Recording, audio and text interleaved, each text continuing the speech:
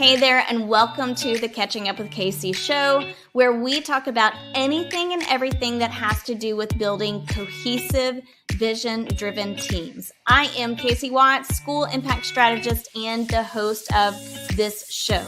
Now, if you are here, then you inevitably are an instructional leader who wants to make change happen, even when change seems impossible. And you can do that if you have cohesive, vision-driven teams that have done clarity work. They know exactly where they're headed and how they're going to get there.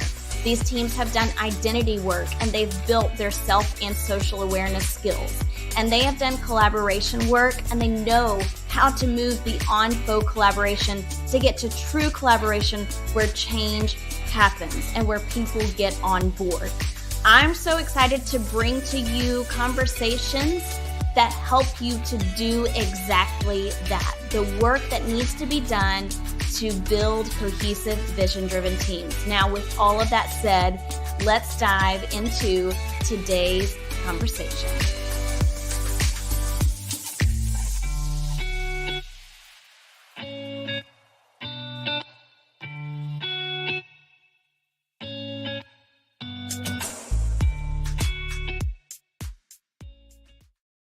Well, hey, everybody. Welcome to today's show. You should see us in the background. We're like listening to the music and jamming and dancing. We don't look amazing, but we look pretty good, if I do say so myself.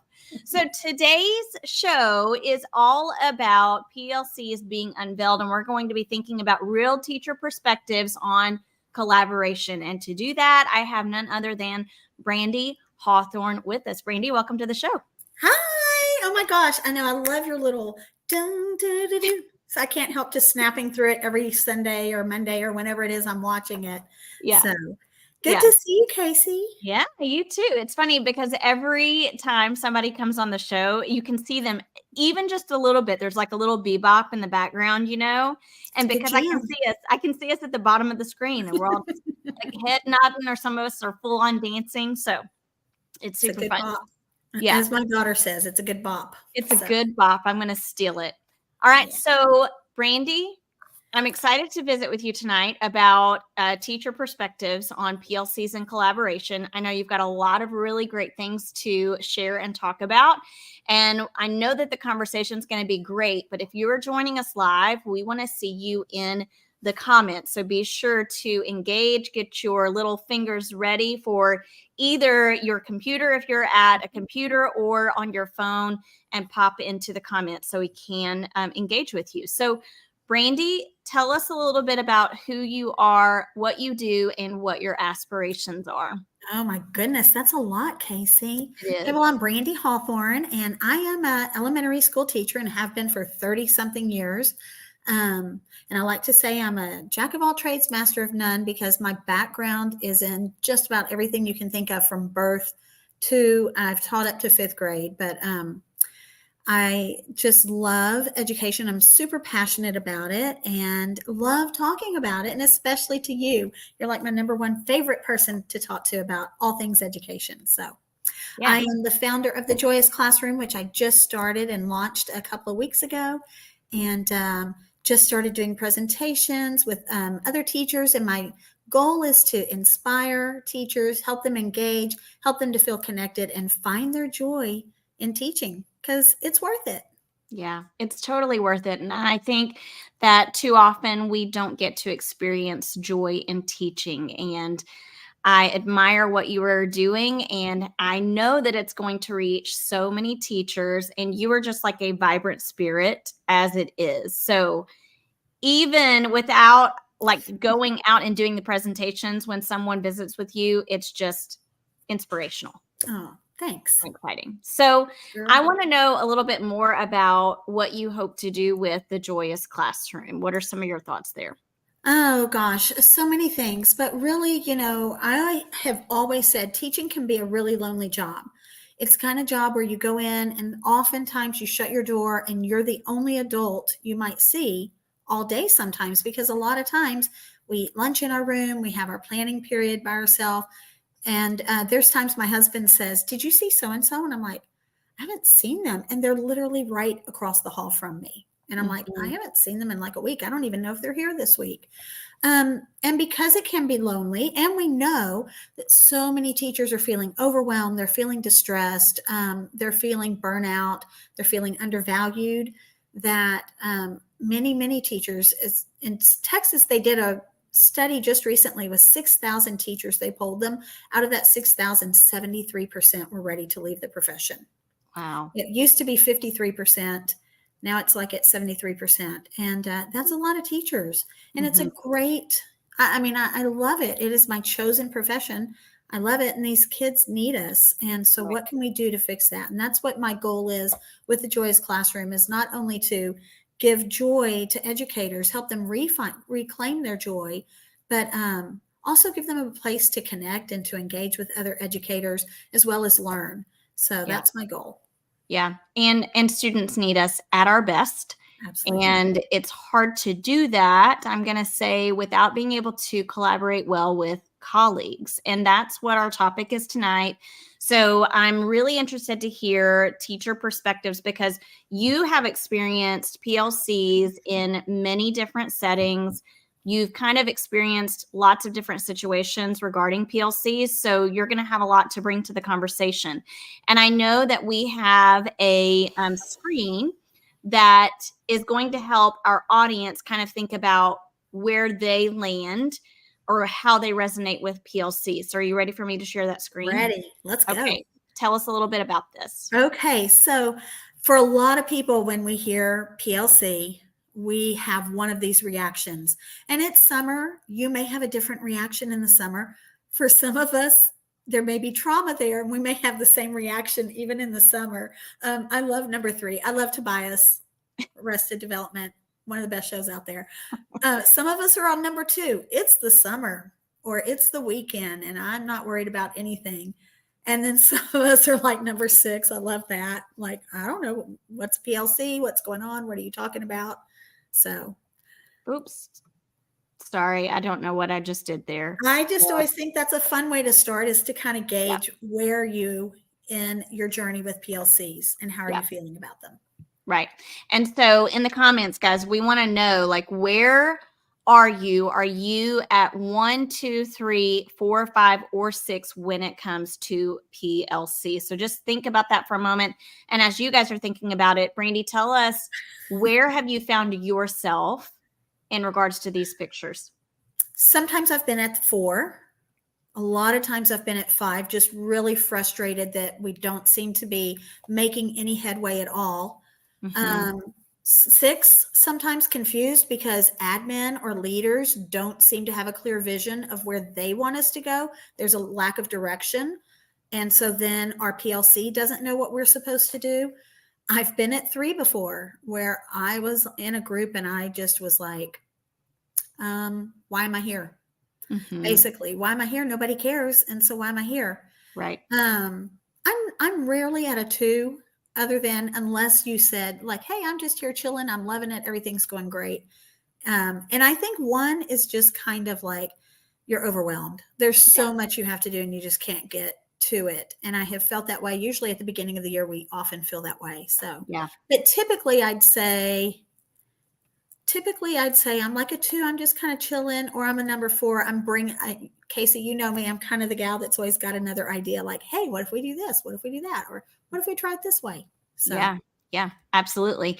And so as we think about collaboration and where people can fall within like that spectrum of our feelings in regards to PLCs, mhm. what do you feel like are some myths about collaboration within PLCs? Now, do you want me to pop the screen up, or do you just want to kind of go through We these can and talk chit you through? chat. I mean, for a lot of people, they think PLCs, oh, it's fun. I'm going to be with my team or my friends. It's going to be great. And oh, we already know what to do. This is easy. And Yeah. then a lot of times you get there and yes, you're there with maybe colleagues, but we all have our own personalities. And so sometimes working within those personalities can be difficult. Yeah. I think another myth is that everybody wants to be in a PLC. Everybody wants to be there and contribute. I'm the girl like, oh yes, we have a meeting. All right, we're going to collaborate. And not everybody feels that way. Mhm. And so that is definitely a myth. And all ideas are respected. We say that that is what we're going to do, that we value everybody. But, I've been the girl that hasn't felt like I've been valued, or I've seen other people who have been marginalized during a meeting. And Mhm. so that myth that everybody is respected is a big one, I think, or that everybody feels heard. That's Right. another big one. So, Yeah. So you talked about like you're the girl who, yes, you're eager, you're ready to collaborate, you want to go in and do the work, you're ready for a meeting. I'm the same way. I hear meeting, and for the most part, depending on what kind of meeting it is, I'm ready to jump in. I'm ready for us to collaborate. I'm even ready for us to have hard conversations. And you know that about me.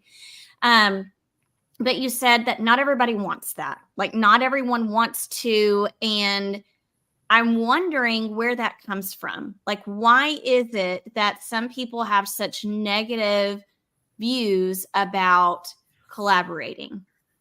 I think for some people, there's a fear. I think it stems from fear or Mhm. insecurity that change is coming. And I don't think it's always so much that they don't want, that they're upset about the change, as the fear or the insecurity that, well, are you telling me that what I've been doing is not good enough?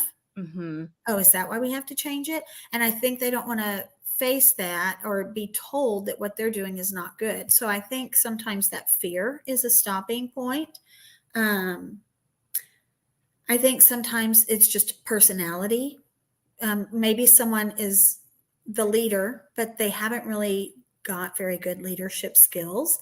They're not very, they just want to roll through the agenda and get it done, check everything off, and really not have a lot of collaboration and opinions Yeah. offered.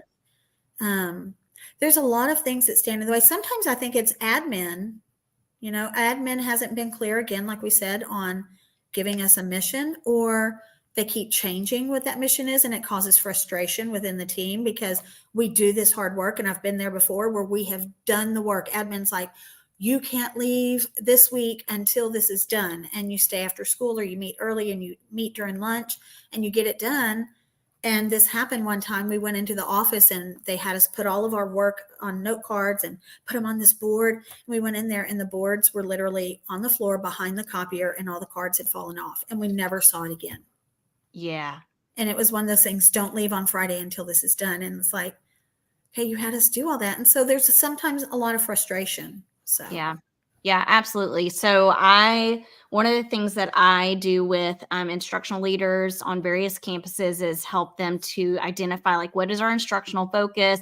How are we going to script the critical moves so everybody can move toward that focus? So there's actually a purpose for when your teams or your PLCs meet together. There was something else that you said I wanted to touch on real quick too, is, the leadership skills. mhm. So, you know, I think too, so many people have negative experiences with PLCs because they've engaged in what people call PLCs when it wasn't really that at all. It was something very different than that. Or they experienced doing this kind of work, like you said, and then only to see the work being like thrown in the trash. Basically, is what it feels like, Literally. is that it's just been thrown to the side, it's been thrown in the trash. So why am I putting in all of this hard work?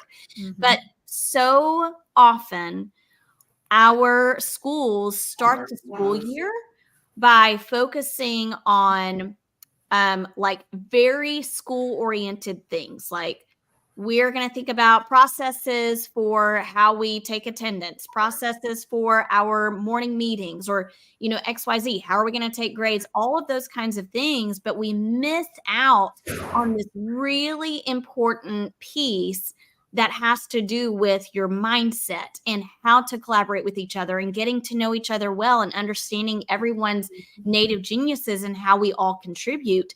That piece is significantly missing, but so is like leadership development.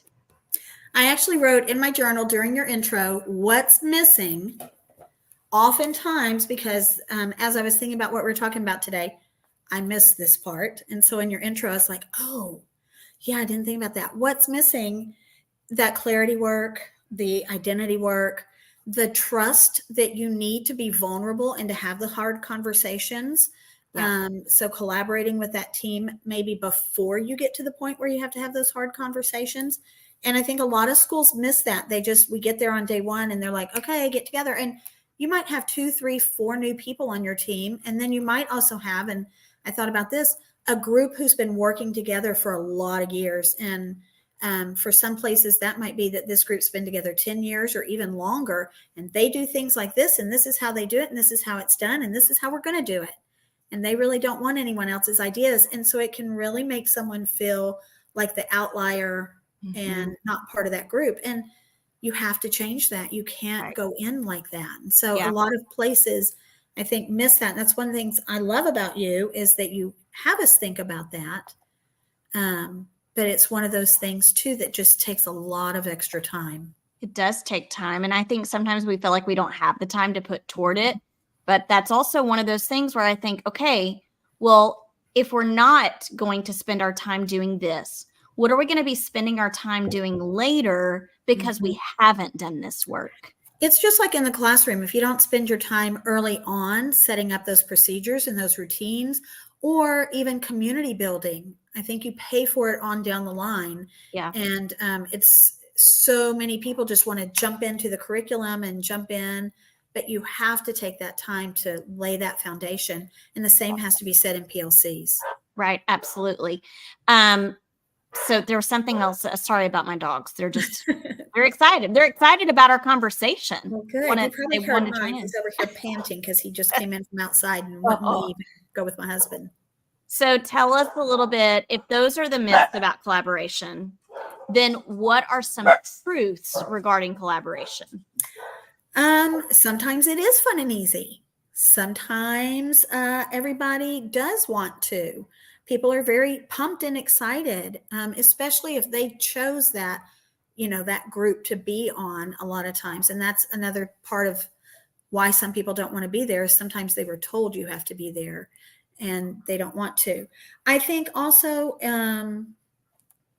in some groups, it's you already have that trust and that vulnerability, that collaboration has been there. And so when you have that, it's just easier then to share your opinion and to be honest and to be vulnerable and to feel heard. Yeah. And that was something that I wanted to touch on too, that you mentioned. I have heard before, you were talking about how sometimes you'll have a team who's been together for a good long while. They have a way that they do things, a way that they function, which there is value to that. There is lots of value in getting to a point where here's how we work as a team and here is how people contribute. But then when you throw in a couple of new people, sometimes there's this mindset that, and I've heard people say this out loud. They might say something like, we want to hear your ideas, but you need to take some time to just kind of get your feet wet. Like you're a new, what do you call it? A little fish in a big pond.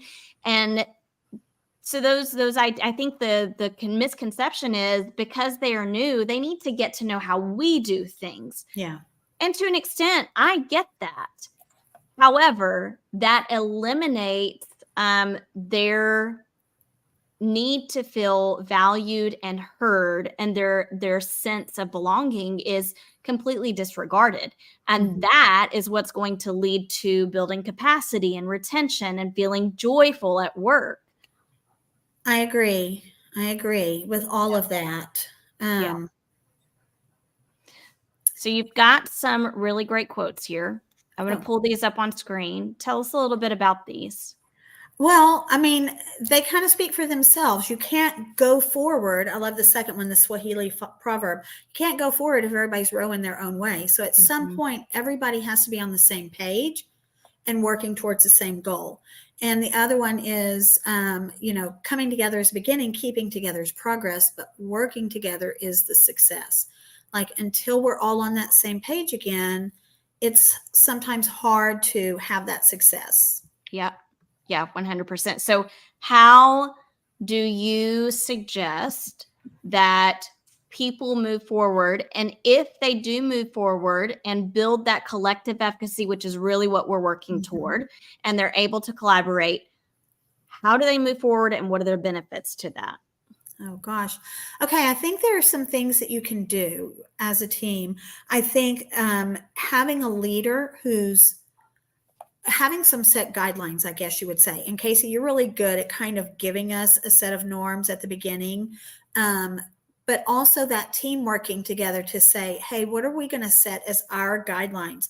So how are we going to make sure everyone's voice is heard?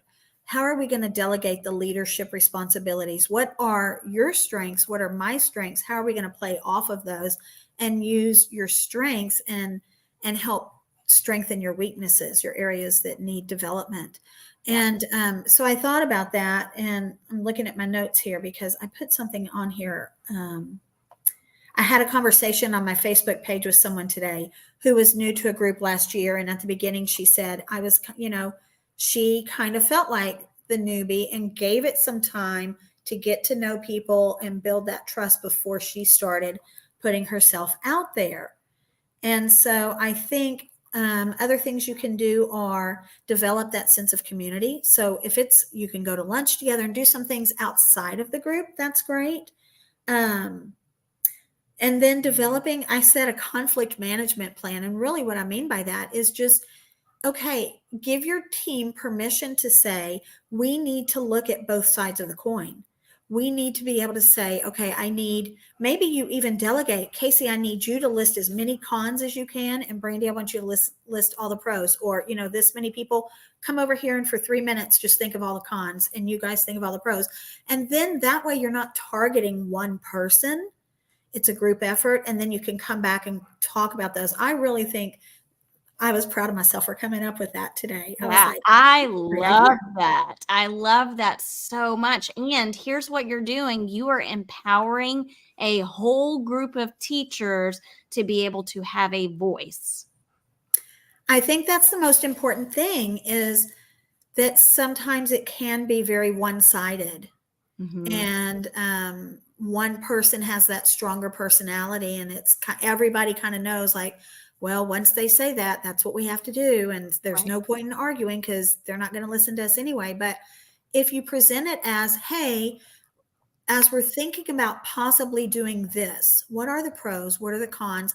You guys talk about that. You guys talk about this. The other thing I thought of, Casey, is something that you do sometimes with us. You kind of tell us ahead of time, hey, when you come together on this date, maybe 2 or 3 weeks out, sometimes a month out, here are some things I want you to think about.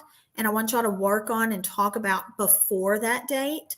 And I think that's really helpful. I also was thinking, like, even if you then shared it with just one person, kind of how we do turn and talk in the classroom, just have a time where you say, okay, you're just going to share it with one person on the team.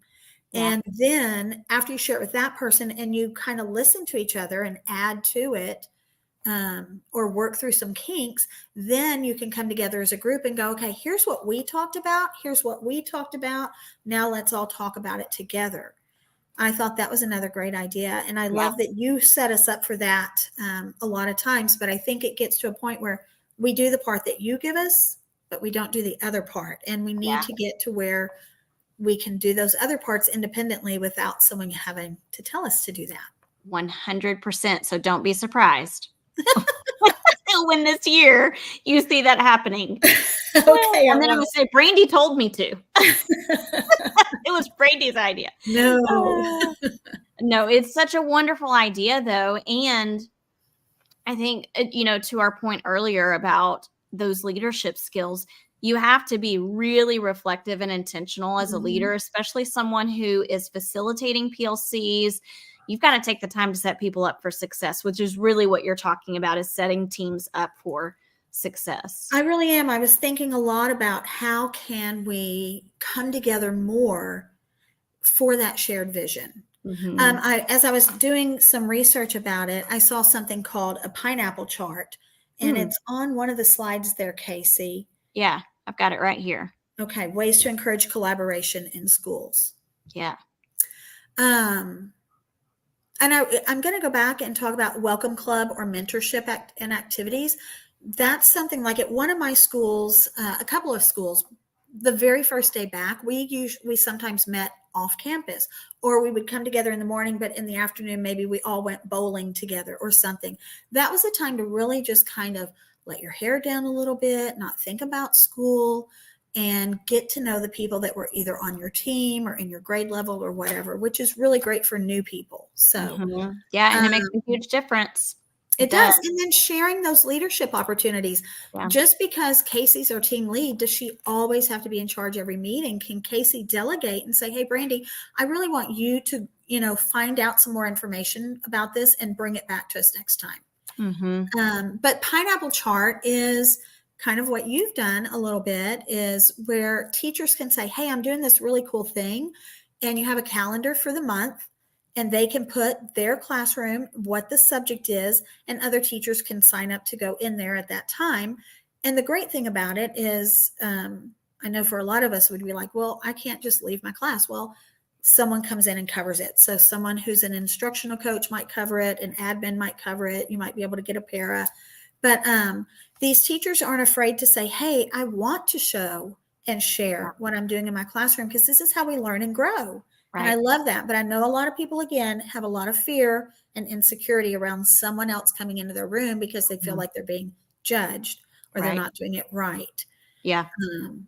But if you could get to a point where people are able to collaborate well by implementing so many of the things that you've already talked about, then it becomes less of a barrier for us to step out of those comfort zones. And you know as well as I do, once you step out of that comfort zone, if the environment has been created intentionally, that there's no going back. Like, you're eager to do that. You have no qualms about it at all.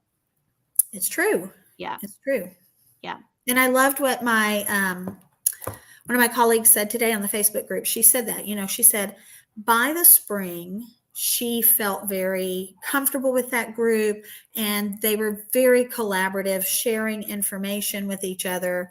And we did talk about that sometimes can be a pitfall, is that someone might not say stuff because they're new, or because, like, I know when I came from Christian schools or private schools to public schools, there were a lot of things y'all talked about in public school I had not heard of, or I didn't call it that. Right. And so I was not that one, like, I don't know what that means. Can you define that? And you made me feel very comfortable to get to a point where I could be like, I'm not sure I understand what that means. And then you tell me and I'd be like, oh yeah, I know what that is. Yeah. But sometimes that's a downfall. Sometimes the other people on the team don't want to take the time. But I think typically teachers are very willing to mentor and to help out other people. But I've also had that person on the team who's there but not there. Yeah. So they come to the meeting, they hear all the things, and they write everything down. And then later in the week, they're like, what's going on? What are y'all doing? What? Yeah. Yeah. So you've got a slide here that is titled Thoughts and Tips. Would you be willing to share that? Because I've got some interesting things here. Okay, so that was the what we were talking about before, sharing out a plan or the activity before the meeting, giving people an opportunity. Some people need to process. I have a colleague who used to, if we said, hey, let's do this thing, at first I thought she was being very negative, but she was actually processing, and she'd say, okay, tell me what that looks like, or what is that? How does that work? Right. And in my ears, I heard, no, I don't like your idea. It's not good. But as I got to know her more, I realized she had to process and she needed to know those things. So sharing it out beforehand sometimes gives that person time to do that. And then we talked about sharing it with a partner and then with the group, so that you don't feel so alone in sharing your idea. Who's talking in your group? Is that a norm? Does just the leader get to talk, or does everybody get a moment? And then who determines the next step or the timeline there? Yeah. Yeah. And the last point that you have, who determines the next step and timeline, I think too often we end our collaborative times not having done this kind of work, which actually is the detriment to our future work, and like independently and as a group. So, or you finish that one job and then everybody just kind of sits and twiddles their thumb. Well, how can we move forward with this? What's the Right. next step going to look like? We Right. don't have to do the whole thing, but what's it going to look like? What do we want Yeah. it to be? Yeah. And so here's something else that I want to encourage our audience to think about. And this has to do with that third tip that you have. Who talks, and in what ways are those ideas valued, or whose ideas are valued? Mm-hmm. So often I notice that schools create, and I'm going to take this down off screen, but schools create these PLC environments that in a way where we haven't defined what is our common focus or vision. We Mm-hmm. haven't defined common language or terms or vocabulary for the different things that we're going to be doing or talking about. For example, PLCs in and of itself. And then we also haven't given them, like we said earlier, time to really decide like who is contributing, how are they contributing, what are our native geniuses. And you were talking about having this colleague that you didn't know she needed time to process. So you Mm-hmm. were internalizing that in a completely different way than what she was trying to Mm-hmm. portray. And we miss that. Again, we miss that at the beginning of the year. And our so many of our PLCs are not led by anyone, but it's like, hey, teachers, we're going to implement PLCs, or they just call it that without training. Mm-hmm. And then they say, off you go. And everybody goes off to sit in what becomes just a grade level meeting where we have a to-do list and we're checking things off that to-do list, but we're not really accomplishing anything. And I think part of that is because we don't have a facilitator there. So we have to train up those facilitators. We have to train up teacher leaders who are able to do that reflective leadership work and really recognize when they're looking at all of the people in that room or at the table, like, what do I notice about these people? Mm-hmm. What do I notice about so-and-so every time she comes to this meeting? What's happening with her? Why is she engaging that way? Or why is she disengaged? Mm-hmm. Why is she sharing so much? Why is she sharing so little? And how do I tap into their geniuses? So much of that work is missing from I school. totally agree. And I've learned so much by being in different groups with people. And a lot of times it's a conversation you have afterwards. And someone said that today too, that if they feel like they're not being heard, or they feel like whoever's in charge doesn't want to hear anything else, then they will wait till after the meeting and either get that person alone and say, hey, I just had another thought. And so I posed the question, well, what do we do with those thoughts that don't get said during the meeting? Do they just get thrown away? Does something happen to them? How do we handle that? So I think there needs to be a protocol for that as well, for Right. like, afterthoughts kind of, or thoughts that just didn't make it for the time. So Yeah, that's so important. Like, I'm even thinking like a Google Doc, Mhm. like throughout the week, as you have these thoughts, jot them down, and we can either respond to these in the moment throughout the week. We can respond to them in conversation at lunch, wherever, or we can address it when we come back together next week.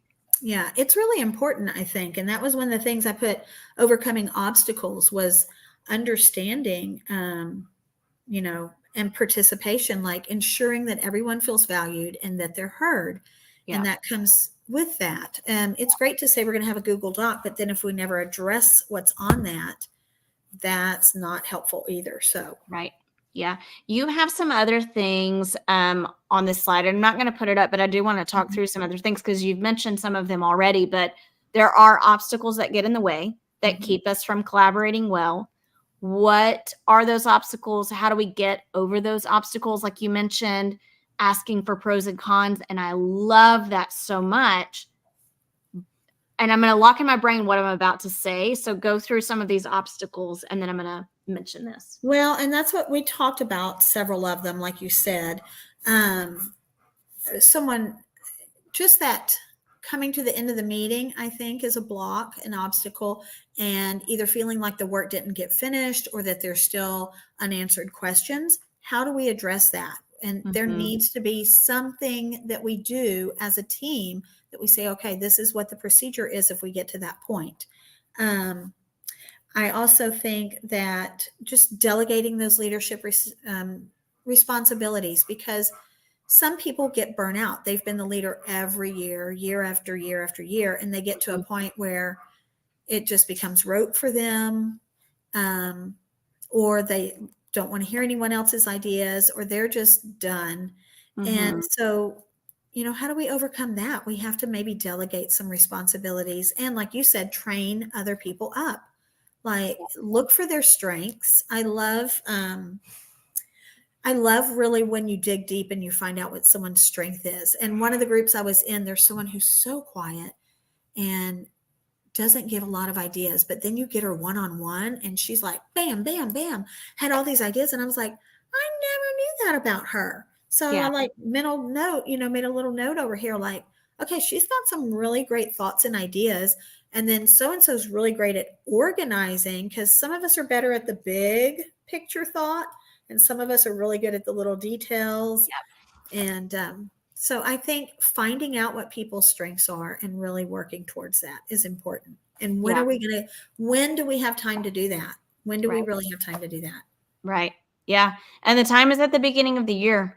I mean, it really is like we have to set aside time, intentional time during in service or at some point. And this is really the leader needs to take on, like the administrator needs to take on this role of, we're going to set aside time for you to really think about how you're going to work and function well as a PLC or team this year. And a large part of that, like, you're talking about, one of the things that I love that you have on here is asking for pros and cons during a conflict. Like, here's what we can't agree on. Let's take some time to list out the pros and cons.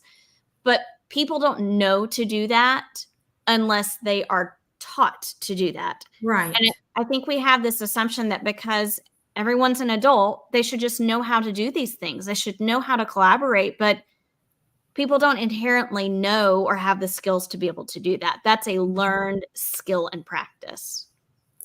I think you're right. And, you just get stuck sometimes. You get to this wall and you can't see a way around it. And I think you and I are those people like, okay, if you tell me no, how can I go back and rework this so that I can get a yes? Yeah. Absolutely. I am persistent in that. I don't like to hear no. So if you're going to tell me no, what can I do differently in the way I presented that idea to get you on my side? Yeah. So let's start to wrap up this conversation and tell me, let's go through. I love the questions. Yeah, I was about to say, let's go through some of the questions that you want people to be thinking about as they're trying to consider ways to collaborate well with their colleagues. I mean, I think you need to think about, what role does your instructional coach play? Do you have an instructional coach? Are they hands-on? And if so, pull them to the side. That's how I got to know Casey. I was just like, hey, what is it that you do here? Because at different schools, that role could look differently depending on that person's experience or what admin wants them to do, or what they've had in the past as far as that role. Right. And so I think get to know them and find out from them, what do you want this to look like? What is your role in this? And how can we work together? What role does your admin or your school values play? Because I did a workshop over the weekend in Galveston, and this girl was super excited about the activities. But she said, and we talked about in there, I had a question. I said, what are some pitfalls you can think of right now, and how can you overcome them? And she's like, here's my pitfall, but I don't know how to overcome it. And I said, great, because I'm going to tell you how to do that. But, her admin was the pitfall. They never want to do anything. They say, we don't have time. We don't have the budget. We don't have this. And so you have to sometimes get creative but it can be, that's where we as teachers, I think, can really feel downtrodden is the only word I can think of, where we just feel hopeless. Like, why even try? It's not going to matter. Right. They're not going to let us, they're not going to say yes anyway. So what's the point? Right. Or, we don't have those materials. How can we make that happen? We have so many negatives sometimes that we forget, and your school values can play a big part in that, either positively or negatively. Same with your admin. What role do you play? Are you that negative Nancy? Are you the person who sits there with your arms across your chest and never contributes? Are you the person who's got a bunch of great ideas, but you're afraid to say anything? Are you that leader who maybe needs to take a look inside and see what you can do differently this year so that everybody feels valued and so that you can take some of the pressure off yourself, because maybe you've put a lot of pressure on yourself and don't realize how you come off maybe to other people. And then what if it just isn't working? Because we all know there's times where we've done all that we can, Yeah. and it just ain't working. Yeah. What do you do at that point? Right. Right. And those are all things that you have to think about and be reflective about if you are going to make progress with collaboration amongst your team. And really and truly, like, if you are listening to this episode and you are a teacher and you are thinking, who am I? I don't have the power to do that. I just want to encourage you that everyone leads someone. And there's a quote that I heard recently that was, I'm going to botch it, but I'm going to try to get it right. But a leader with a title who has no leadership skills. No, a leader without a title with leadership skills is better than a leader with a leadership title who doesn't have leadership skills. Mm-hmm. Everyone leads someone, and you can be a 360-degree leader, which means you are leading those who are behind you, those who are beside you, those who are above you. You can be that leader. But it does take being reflective and really thinking about these questions that Brandy just shared. That and those personalities around you, yep. What's going to work for them? What approach? Sometimes I know that I come off, I'm super excited and I'm like, I'm ready to jump off the hill, and not everybody's ready to jump off into the canyon and the abyss with me. And so I have to back that up a little bit and maybe put it out there a little bit at a time. Mm-hmm. So takes you being self-reflective. I like that, self-reflective. Yeah. So tell us your final thoughts tonight as we wrap up this final episode. Thoughts. I like that quote by Tony Robbins that that change happens when the pain of staying the same is greater than the pain of the change. And Casey always challenges us to ask the hard questions or do the hard work. And I think a lot of people avoid it. It's really easy to avoid it. Mm-hmm. It's really easy to make excuses. It's really easy to sit in the background and think, well, I'm just someone on the team. I'm not the leader. I haven't been here forever. There's nothing I can do to change it. But I think that we all have the ability to do that. It's just sometimes we have to get to that point where we're like, that's it. I can't keep doing this, being on this hamster wheel and not feeling like I'm getting anywhere. We've got to change that. And so until that, everybody on the team kind of gets to that point, not in a negative way always either. It can be in a positive way, but that's just so important that it's not easy all the time. It is hard, but we have to decide that we're going to just do it. Yeah. Yeah. And that's where the joy is too. The joy is in the challenge sometimes and breaking through the challenge. So yeah. Okay. So Brandy, tell our audience where they can find you. Well, they can find me on Facebook at The Joyous Classroom. I'm working on my website. It'll be the same thing, thejoyousclassroom.com. But if you go there right now, it has my picture and it says some stuff, but they're not my words. So. And they can find me on Instagram at The Joyous Classroom also. So right now, like I said, I'm just kind of getting started out there, but I want it to be a place where educators, people that work in schools can come and we can just share and inspire each other and lift each other up and love the job that we're doing. Yeah. And know that we're valuable and to feel valued. Absolutely. Okay, guys, if you are listening to this replay, know that everything Brandy just shared is going to be in the show notes. So you can go to the show notes and be able to find her on Instagram, Facebook, and then in the future her website, Yeah. and you're going to want to absolutely connect. Actually, today, Brandy, I was looking through Instagram and you posted an activity, I think. It was sour face. I did sour lemon. Sour Yeah. lemon. That's what it was. Sour lemon. Yeah. So you can find all kinds of things like that. Brandy's always posting things that are going to help you to have joy in your classroom, but also bring joy to your students. So, Brandy. So important. Yeah. I was just You're going to say, amazing. Rita Pearson says, kids don't want to learn from someone that they don't respect or enjoy or want to be around. Yeah. And so if you can't have joy personally, then your students aren't really going to find joy or do the learning or do the work. So that's right. We have to bring it. That's right. Got to bring it. We got to bring it for our students, and we got to bring it for our colleagues as well. Okay, guys, this has been such a fantastic episode. Brandy's going to be on my show again in the future, so be on the lookout. Brandy, any final words that you want to share? Casey. Okay, Casey has made my dream come true. I feel like a star because for years now I've been longing to be on your podcast, like one day. So I feel like an absolute rock star today, Casey. And I love having, if I could just sit and talk to Casey about education every day, all the time, I absolutely 100% would. So I just have loved this. It's been great. Listen, let's make a full-time job out of that. How about that? I would love it. Thank you, all right, Casey. Guys. Yeah, thank you. Guys, we'll talk to you later. Bye.